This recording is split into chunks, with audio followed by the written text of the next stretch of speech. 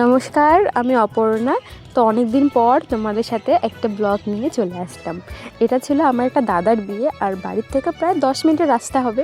আর এরকম বিয়েবাড়ি হয়তো আমি ফার্স্ট টাইমই গেলাম। আমরাও বেরিয়েছি বিয়েবাড়িতে যাওয়ার জন্য, সেই মুহূর্তে প্রচুর বৃষ্টি চলে এসেছে। আবার বৃষ্টি থামছে, তারপর আমরা বিয়েবাড়ির দিকে আসলাম।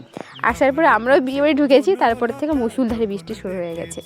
তারপর চলো বৌদির সাথে পরিচয় হয়ে বৌদিকে গিফট দেওয়ার পর চলে গেছি ফুচকার কাউন্টারে। তো ফুচকার কাউন্টারে গিয়ে দেখছি এতটাই ভিড়, মনে হচ্ছিল যে আমাকে যেন তপস্যা করতে হবে, তারপর হয়তো ফুচকা পাবো। তো চলো, এটা আমার একটা দাদার বিয়ে ছিল, আর বিয়েটা কিন্তু দাদাদের বাড়িতে হয়েছে। বিয়ে বৌভাত একই দিনে হয়েছে, মানে সেদিনে বিয়ে সেদিনে খাওয়া দাওয়া। তারপর দেখো আমরাও খেতে বসে পড়েছি, আর প্রচুর পরিমাণে বৃষ্টি হচ্ছে। আর প্যান্ডেলের বাইরে এতটা পরিমাণে হাওয়া দিচ্ছিল, মনে হচ্ছিলো প্যান্ডেলটা বুঝি এখনই উড়ে নিয়ে চলে যাবে। তারপরেও চলো আমাদেরকে খেতে দিলে এবং আমরা খেতে বসে পড়লাম।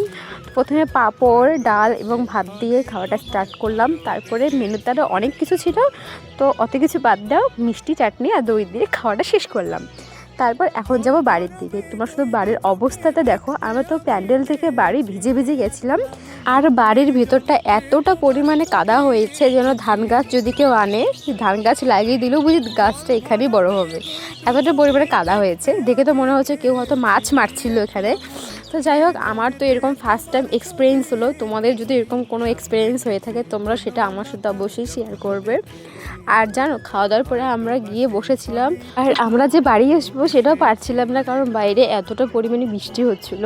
তারপর অনেকক্ষণ ওয়েট করেছিলাম, প্রায় আমরা রাত 12:30টার দিকে বাড়ি যাচ্ছি।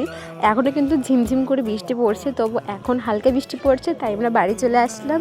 আজকের ভিডিওটা এই পর্যন্তই থাক। তোমাদের সাথে আবারও অনেক কথা হবে নেক্সট কোনো ভিডিওতে।